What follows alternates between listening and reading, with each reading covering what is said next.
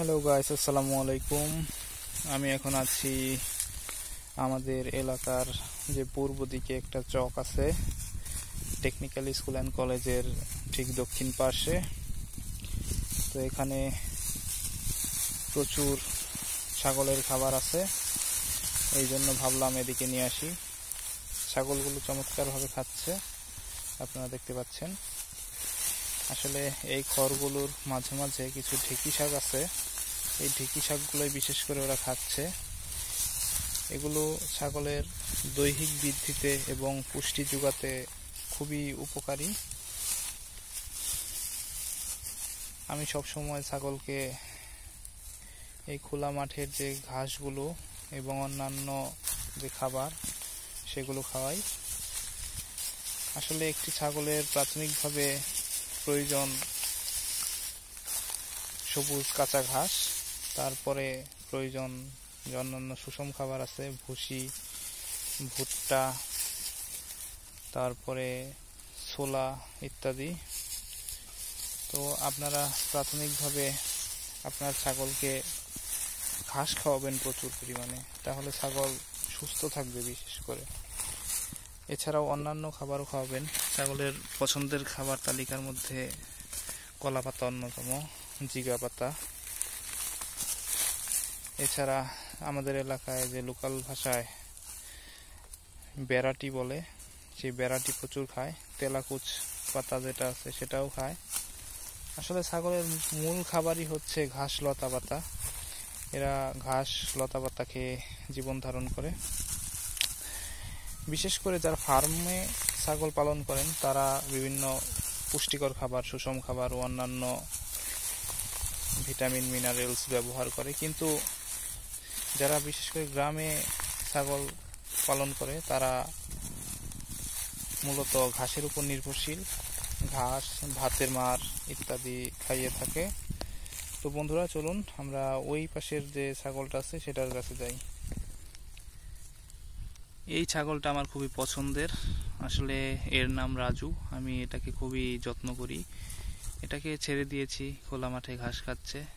আসলে এটা খুবই চঞ্চল, এটা আসলে যে কারোর মন কাড়বে, কেননা এটা খুবই দুষ্টুমি করে, দুষ্টুমি করতেই পছন্দ করে।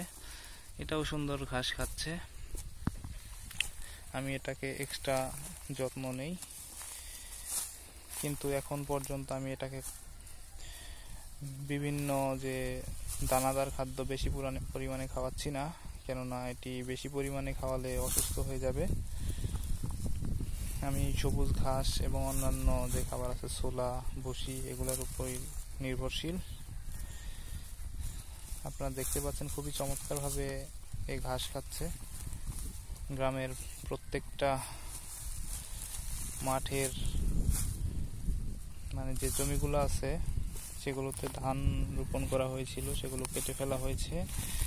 এখন খোলা মাঠ, চতুর্দিকে যেদিকেই তাকাই বিস্তীর্ণ মরুভূমির মতো খা খা করছে। এই খড়গুলোর মাঝে মাঝেই অনেক ঘাস আছে, ঘাস, লতা পাতা ও অন্যান্য কিছু পাতা, সেগুলো ছাগল খাচ্ছে। এগুলো আসলে খুবই মজা করে খাচ্ছে। আর এগুলো ছাগলের দৈনিক যে পুষ্টি চাহিদা সেগুলো পূরণ করে থাকে। তো আমার আরেকটা ছাগল ওই দিকে চলে গেছে, আমি এখন ওইটার দিকে যাব। ওই যে দূরে দেখা যাচ্ছে ওইখানে চলুন যাই। মিনা এদিকে চলে এসেছে, এখানে প্রচুর ঘাস আছে, ও ঘাস খাচ্ছে। ও আসলে ঘাসটাই বেশি পছন্দ করে, এই জন্য নিজ দায়িত্বে সে এই ঘাসের এখানে চলে এসেছে। আপনারা দেখতে পাচ্ছেন এখানে এই যে এই মাঠটাতে বিশেষ করে এই জমিতে প্রচুর ঘাস আছে, এগুলো খাচ্ছে ও কিন্তু ওই দুটো ছাগলের থেকে দূরে চলে এসেছে, অনেকটা দূরে এসে ঘাস খাচ্ছে। আসলে ও খাওয়ার বেলায় কোনো স্যাক্রিফাইস করে না, ও প্রচুর খাবার যেখানেই পায় সেখানেই যায়, সেখানেই খায়। ওর খাবারে কোনো না নেই, ও সবই খায়। আসলে খাবার খাওয়া ভালো,